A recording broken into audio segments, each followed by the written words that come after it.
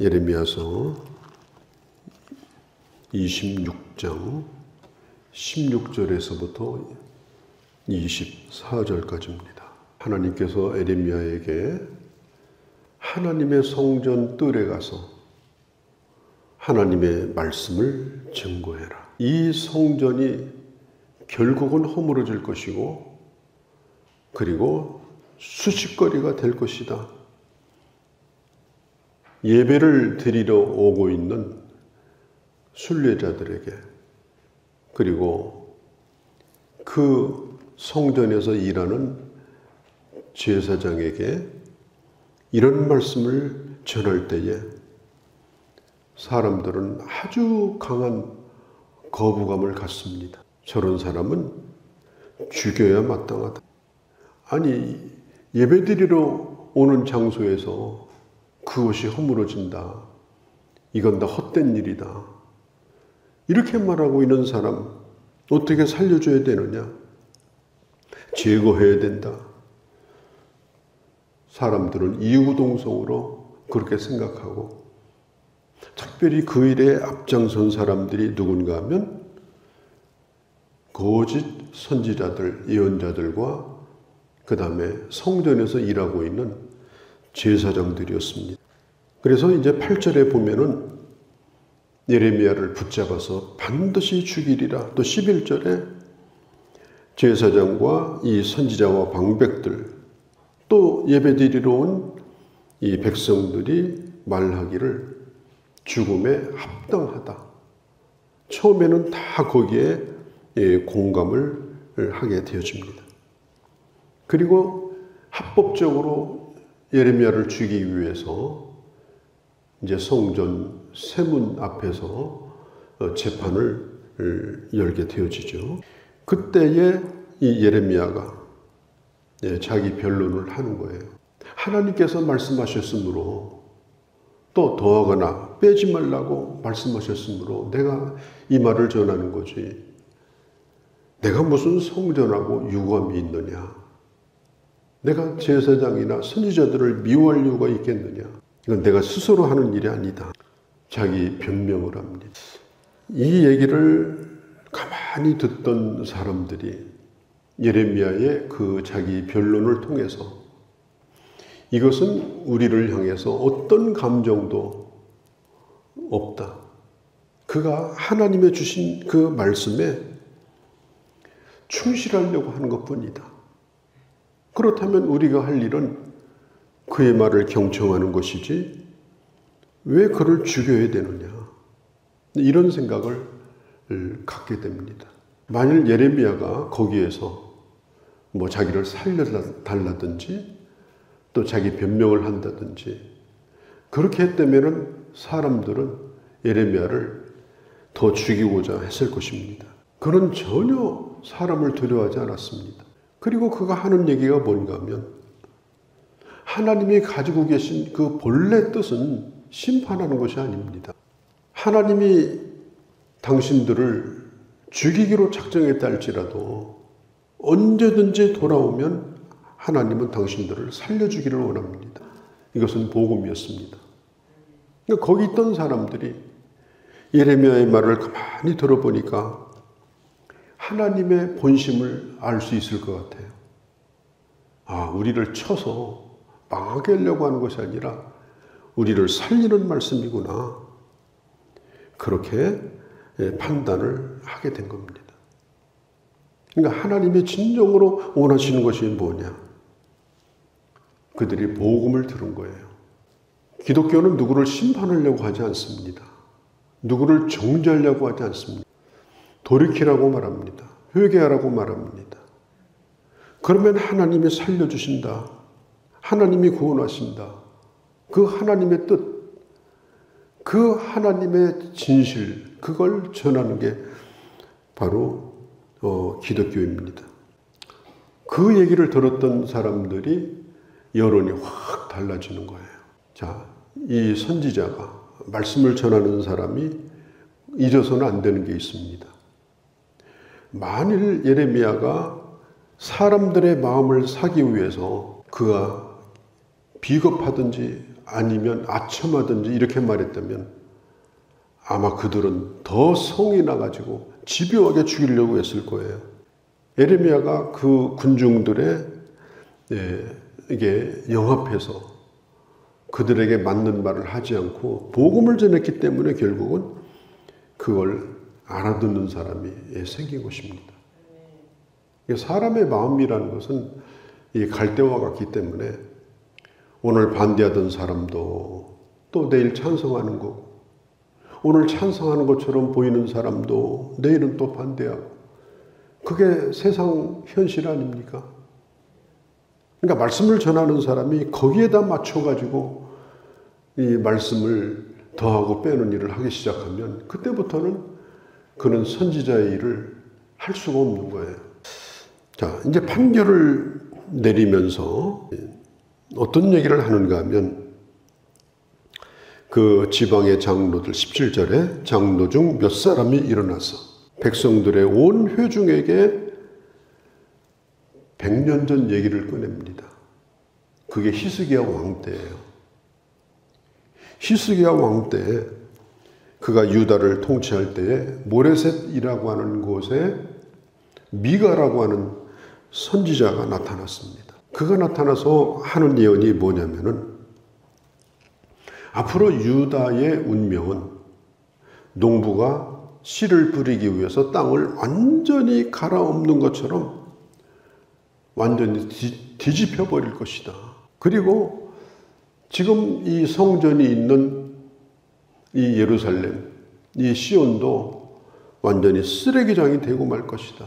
그리고 그때는 저 야산이나 숲처럼 되어서 여우들이 우글거리는 그런 황폐한 땅이 되어버리고 말 것이다.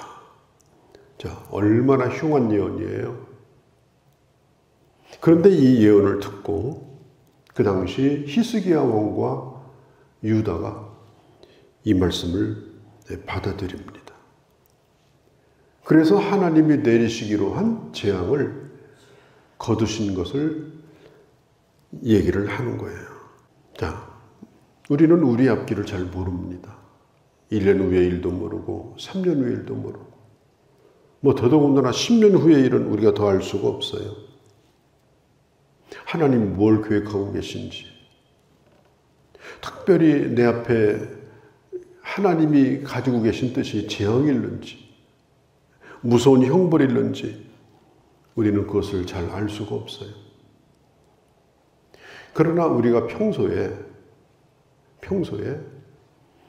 내게 좋은 말씀을 주시든지 아니면 참 나를 거스리게 하는 좀 흉하다고 생각하는 말씀을 주시든지 그 하나님이 세우신 종의 말을 늘 기쁨으로 받고 그리고 그 말씀 앞에 믿음으로 응답하게 되면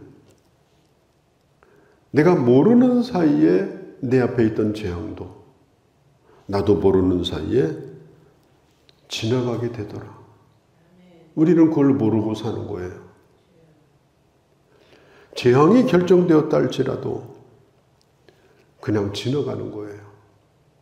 아마 우리에게도 그런 일이 많이 있었으리라고 생각을 합니다. 히스기야 왕 때도 나라가 평안했고 특별히 성전도 다 평안했어요. 예레미야 시대 때도 마찬가지입니다. 그러면 아니 이렇게 평안한데 무슨 소리 하는 거냐? 그렇게 따졌다고 하면요. 오늘 눈앞에 있는 현실만 보고 앞에 다가올 혹시라도 이 말 그 재앙과 하나님의 심판을 보지 아니하고 오늘 말씀을 거부했다면은 아마 히스기야 왕 때도 하나님의 재앙이 임했을 것입니다. 그렇기 때문에 이게 중요한 게 뭐냐면은 우리는 늘 말씀 앞에 믿음으로 응답하고 또 인격적으로 그 말씀을 받고 또 돌이키는 삶을 살아가는 것. 우리는 내일 일을 알지 못하지만 그게 바로 형통한 삶을 살아가는 길이다. 내 삶을 형통하게 만드는 것이 바로 그것이다 라고 하는 겁니다. 예레미야 시대에 또 한 사람이 있습니다. 그가 누군가 하면은 우리야라고 하는 사람이에요.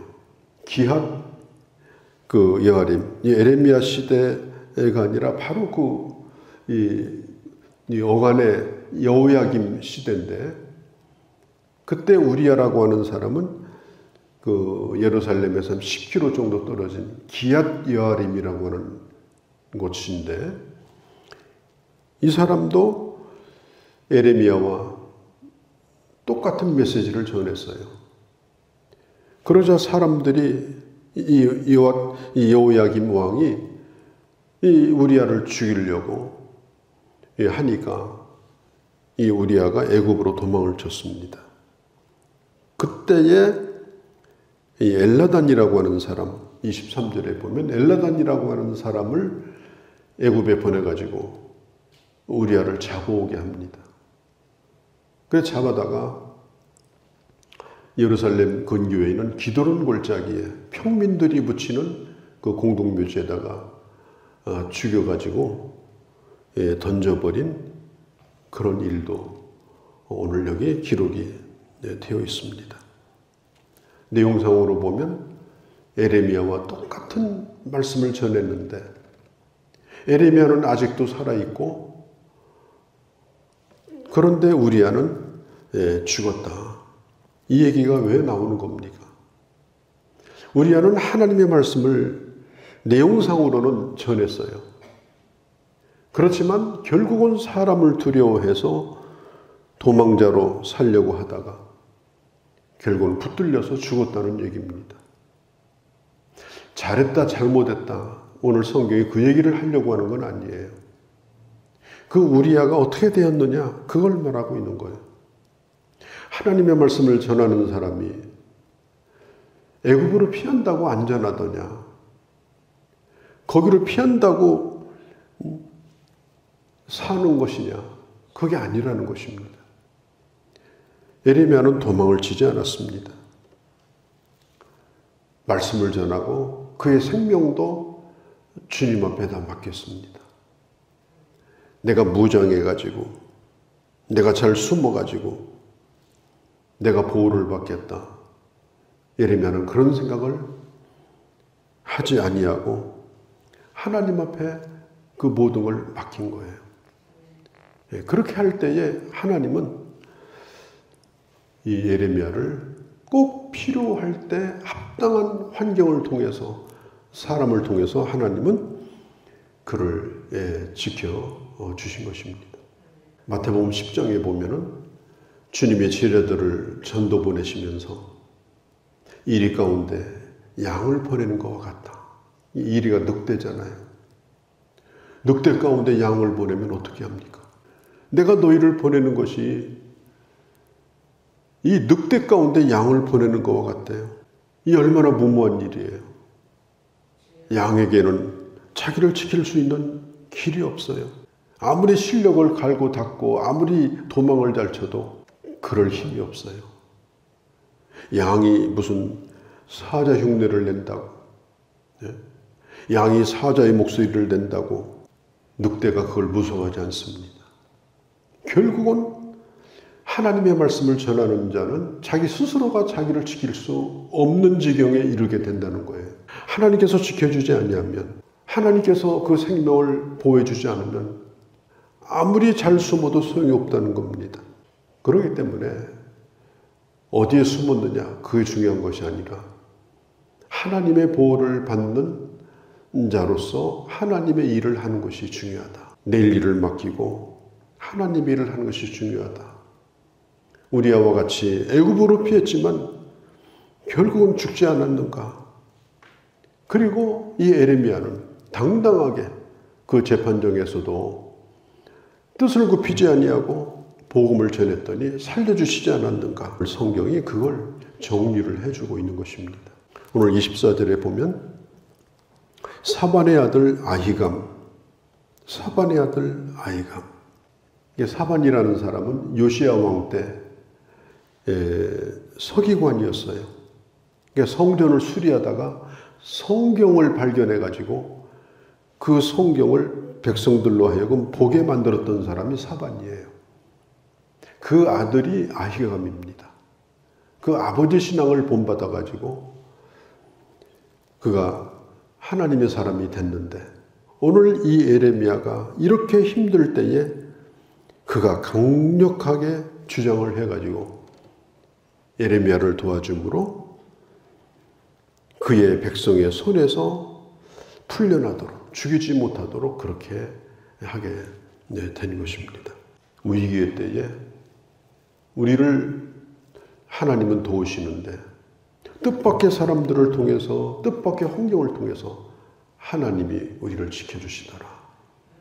오늘 이것을 성경은 분명히 우리에게 가르쳐주고 있는 것입니다. 그런 하나님의 예비하심과 보호하심을 믿고 우리가 어려울 때일지라도 주님의 사람임을 우리는 부끄러워하면 안 됩니다.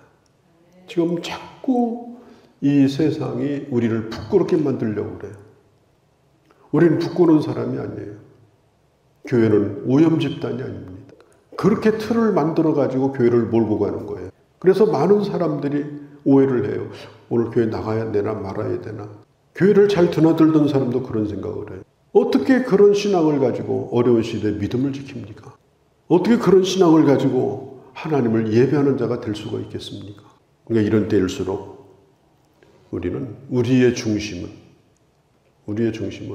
어떤 경우에도 어떤 어려움이 온다 하더라도 나는 주님을 예배하리라. 나는 주님을 사랑하리라. 그리고 이 세상에 설득을 당하지 않는다 할지라도 내가 하나님의 사람됨을 나는 당당하게 말하리라.